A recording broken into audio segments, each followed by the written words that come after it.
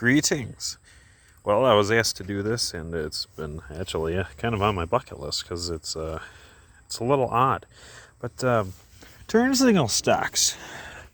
Well, for 81 to 83, the horn on most Fords, but for sure the EXPs and Escorts for 81 to 83, the horn is on this turn signal stock, not in the center of the wheel.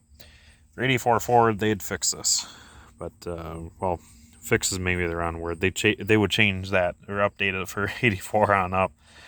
There's nothing wrong with it being on the stock. Works perfectly fine. But so, anyhow, let's stick this old one in here.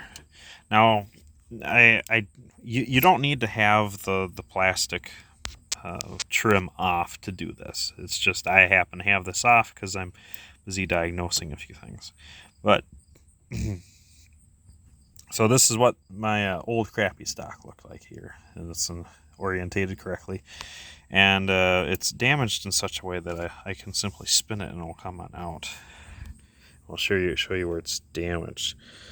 There's this spline here that has completely broken off of my original one, but it's still present on my spare from a 81 Escort, so it's perfectly intact on this one. But without that, you're able to freely turn this back and forth, and there's not much keeping this guy in otherwise, because it does use this channel.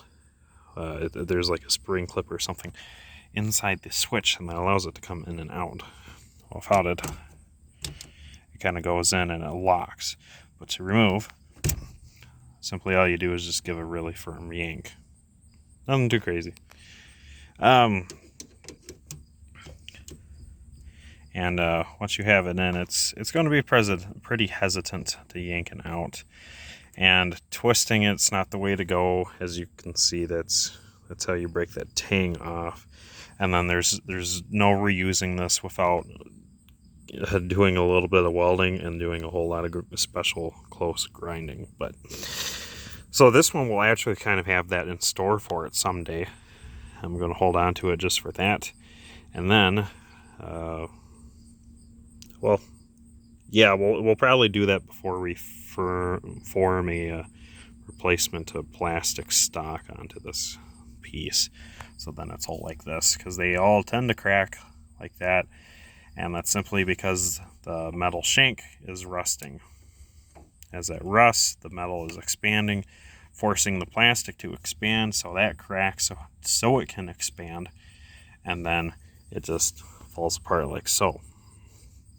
Aside from that, the only other thing that really happens to these is just the decals fade off. They're a real special type of print, and when they're dry, and I shouldn't say when they're dry.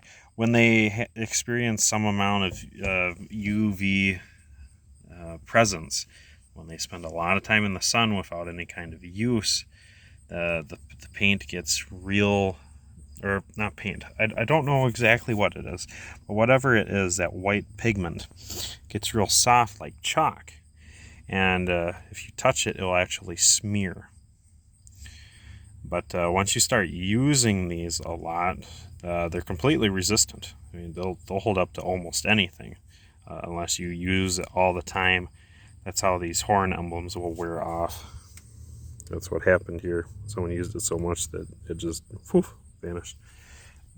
Anyhow, but a good way of preventing that is to take like a dry, soft cloth and just dab it. Now, I should say you should be using one that you don't mind throwing away, because as you gently dab it, you're going to be pulling a little bit of white off of here, and it's going to get stuck to your cloth. It might not be able to remove from your cloth. So just a couple gentle dabs, and when you're done with dry fingers, I repeat, everything needs to be dry, and you just very quickly, just wipe it off. Well, I shouldn't say wipe it off, but try to remove the excess as best you can. If you do it, if your hands have any level of moisture in them, when you go, you'll see a big white smear, and then all you can do is just keep rubbing it until all that goes away, but then you end up removing some of the white. I can't tell you why it does that. I know it doesn't sound like it makes any sense, because it kind of doesn't make any sense, but that's really what we're up against here. But video's on plenty enough, so we'll let you guys go. Hopefully that helped.